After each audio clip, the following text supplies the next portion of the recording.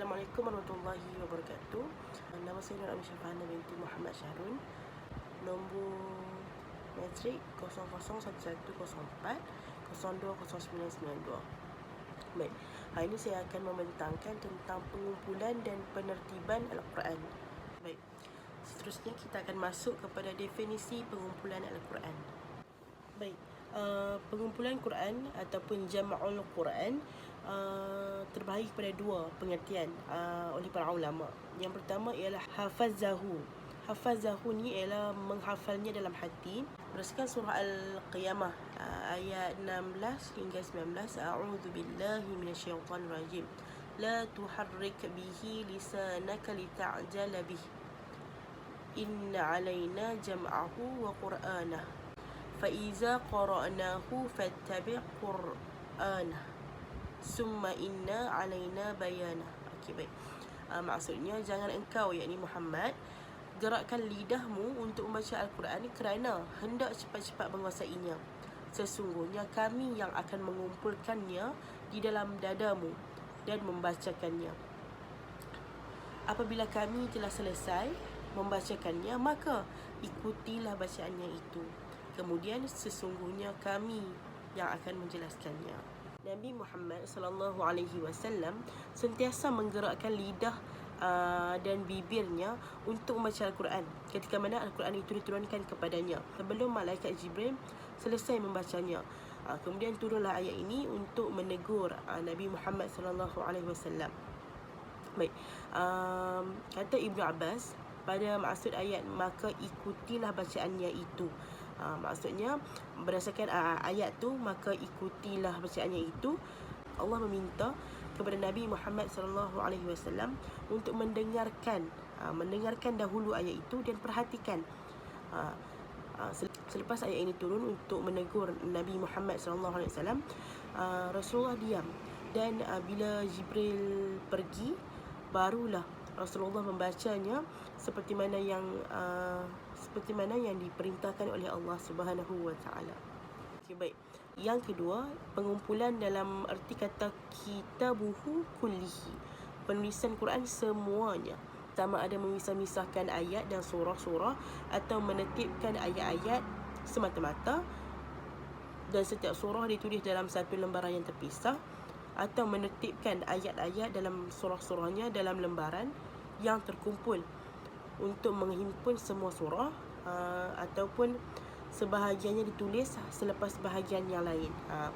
Jadinya yang kita dapat kat sini berdasarkan maksud jam'ul Quran berdasarkan ulama terbagi pada dua, iaitu hafazahu, yakni menghafalnya di dalam hati. Yang kedua ialah kitabuhu kullihi, penulisan Quran semuanya. Kita akan masuk dulu tentang pengumpulan Quran dalam konteks hafalan.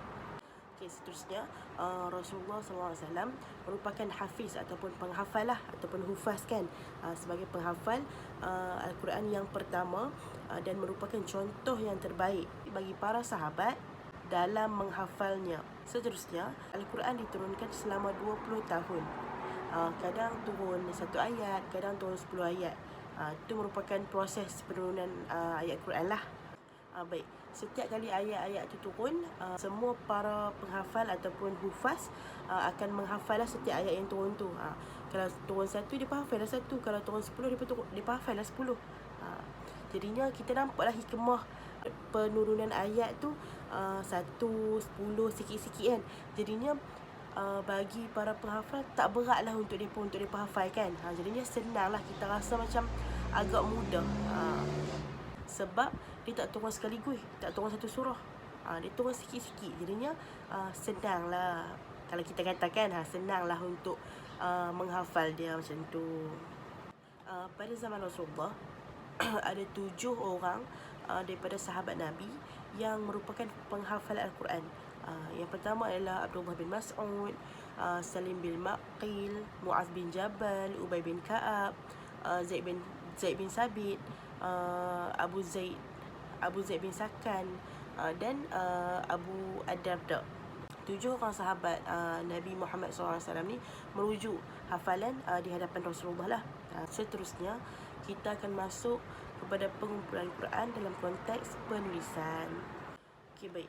Macam yang kita semua sedia maklum, Al-Quran ni ditulis atas lembaran-lembaran kayu, atas kulit binatang, atas tulang binatang kan. Lepas tu pelepah kurma dan banyak lagi lah kan, atas batu kan. Jadinya dulu pada zaman Rasulullah, Al-Quran, ayat-ayat Al-Quran ni ditulis di atas lembaran-lembaran itulah yang ada tu kan. Selain tu, Rasulullah SAW melarang sahabat-sahabat yang menulis ayat Quran menulis selain daripada ayat Quran. Faham tak? Kiranya siapa yang tulis ayat Quran kena tulis ayat Quran je. Tak boleh tulis benda lain selain daripada ayat Quran. Sebab Rasulullah risau kalau takut bercampur lah kan. Takut campur ayat Quran dengan benda lain lah. Macam tu. Antara penulis-penulis wahyu pada zaman Rasulullah ialah Ali bin Abi Talib, Ubay bin Ka'ab, Zaid bin Sabit dan ada lagi lah kan yang lainnya kan. Kemudian antara sahabat yang menghafal Al-Quran ya ketika Nabi Muhammad SAW masih hidup adalah Ali bin Abi Talib, Mu'az bin Jabal, Ubay bin Ka'ab, Zaid bin Sabit dan Abdullah bin Mas'ud. Baik. Al-Zarkashi berkata, Al-Quran tidak dituliskan dalam satu mushaf pada zaman Nabi supaya ia tidak berubah pada setiap waktu. Kemudian penulisannya dibuat selepas Al-Quran turun dengan lengkap lah, turun dengan semuanya, yakni pada selepas kewafatan Nabi Muhammad SAW. Seterusnya kita akan masuk kepada pengumpulan Al-Quran pada zaman Sayyidina Abu Bakar. Baik. Sayyidina Abu Bakar merupakan khalifah yang pertama selepas wafatnya Nabi Muhammad SAW. Pada zaman Sayyidina Abu Bakar, sekitar tahun 12 Hijrah, berlaku peperangan yang besar, yakni peperangan Yamamah yang melibatkan kematian ataupun syahidnya para penghafal Quran. Kemudian Sayyidina Umar memberi pendapat kepada Sayyidina Abu Bakar supaya membuat pengumpulan lembaran-lembaran ayat Quran yang ditulis. Lembaran-lembaran yang ditulis itu akan dijadikan sebagai mushaf lah. Kemudian Sayyidina Abu Bakar tidak menerima pendapat itu ataupun tidak setuju dengan pendapat itu kerana sebelum ni Rasulullah tidak mengumpulkan ayat Quran untuk dijadikan mushaf. Diriwayatkan oleh Ibnu Abu Dawud melalui Hisham bin Urwah dari ayahnya bahawa Abu Bakar berkata kepada Umar dan Zaid, duduklah kamu berdua di pintu masuk masjid. Bila ada yang datang kepadamu membawa 2 orang saksi atas sesuatu dari kitab Allah, maka tulislah. Para perawi hadis ini adalah orang-orang terpercaya, sekalipun hadis tersebut munqati' ataupun terputus. Menurut Ibnu Hajar, yang dimaksudkan 2 orang saksi ialah hafalan dan catatan. Baik, 2 orang saksi itu menyaksikan catatan dan hafalan itu dibuat di hadapan Rasulullah, ataupun 2 orang saksi itu menyaksikan bahawa catatan tadi sesuai dengan salah satu cara Al-Quran diturunkan. Kemudian Abu Syama berkata bahawa Zaid bin Sabit tidak menuliskan Al-Quran kecuali diambil dari sumber asli yang dicatat di hadapan Rasulullah SAW, bukan semata-mata dari hafalannya. Sayyidina Abu Bakar merupakan orang pertama yang mengumpulkan Al-Quran dalam satu mushaf. Mushaf peribadi ada kepada sahabat, yakni mushaf Ali, mushaf Ubay, mushaf Ibnu Mas'ud. Tetapi mushaf yang saya sebutkan tadi, yakni mushaf Ali, mushaf Ubay, mushaf Ibnu Mas'ud, tidak ditulis seperti cara yang sama macam yang mereka buatlah. Tidak teliti dan tidak dihimpunkan dengan tertib. Kemudian kita akan masuk kepada pengumpulan Al-Quran pada zaman Sayyidina Uthman. Pada masa itu, Islam telah berkembang pesat ke semenanjung tanah Arab dan lain-lain wilayah. Mereka telah mempelajari dan membaca Al-Quran menurut kaedah bacaan Rasulullah SAW. Kemudian berlaku perbalahan hebat tentang cara bacaan. Ada di antara mereka yang menentang, menyalahi bahkan mengkafirkan. Kemudian Sayyidina Uthman mengirim utusan kepada Hafsah untuk meminjam mushaf Abu Bakar yang ada pada Hafsah lah, dan Hafsah mengirimkan lembaran-lembaran yang ada padanya kepada Sayyidina Uthman. Kemudian Sayyidina Uthman memanggil Zaid bin Sabit, Abdullah bin Zubair, Sa'id bin Al-Ash dan Abdul Rahman bin Haris supaya menyalin dan memperbanyakkan mushaf. Penulisan yang disalin semula diketuai oleh Zaid bin Sabit.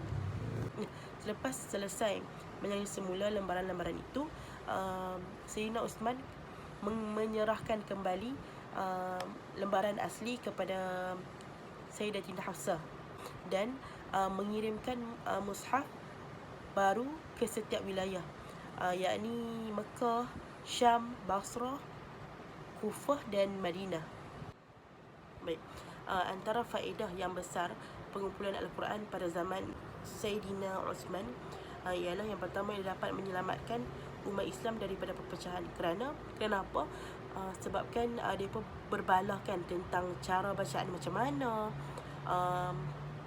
Ada yang cakap macam ni, ada yang cakap macam ni. Jadinya mulalah perbalahan. Tapi Sayyidina Uthman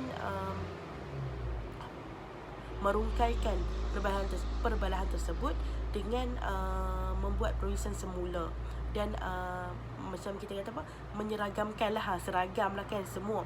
Kiranya tak ada dah mushaf-mushaf lain yang mengelirukan orang, mengelirukan lah. Kiranya semua sama, jadi tak ada perbalahan dah lepas tu. Macam tu lah.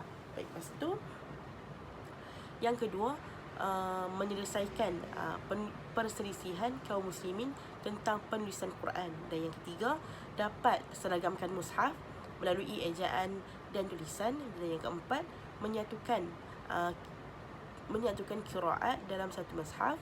Dan yang kelima, menyelaraskan susunan surah. Kemudian kita akan masuk kepada perbezaan pengumpulan Al-Quran pada zaman Nabi, pada zaman Sayyidina Abu Bakar dan Sayyidina Uthman. Jam'ul Quran pada zaman Sayyidina Abu Bakar, yang pertama ialah memindahkan semua tulisan dan catatan yang ada pada kulit kayu, pada tulang, pada pelepah tamar dan sebagainya untuk dikumpulkan dalam satu mushaf. Yang kedua, berlakunya pengumpulan Quran ini kerana risau akan hilangnya sebahagian Quran kerana kematian para penghafalnya. Manakala pengumpulan Quran pada zaman Sayyidina Uthman pula, yang pertama ialah menyalinnya dalam satu huruf di antara 7 huruf itu untuk mempersatukan kaum muslimin. Dan yang kedua, banyak perbezaan dalam qiraat sehingga membaca menggunakan dialek masing-masing. Jadinya untuk mudahkan semua, Sayyidina Uthman menyeragamkanlah ayat Quran itu supaya senang ataupun tidak ada perbalahan. Seterusnya, resam Uthmani adalah resam yang telah diakui dan diwarisi oleh umat Islam sejak zaman Uthman. Resam Uthmani ini jelas terpelihara dari perubahan dan penggantian hurufnya. Akhir sekali, penyempurnaan resam mushaf sekarang telah mencapai puncaknya dalam bentuk tulisan Arab, yakni Al-Khatu Al-Arabi. Baik, sekarang itu saja perkongsian saya pada hari ini. Saya minta maaf kalau ada kurang dari saya. Sekian, terima kasih. Assalamualaikum.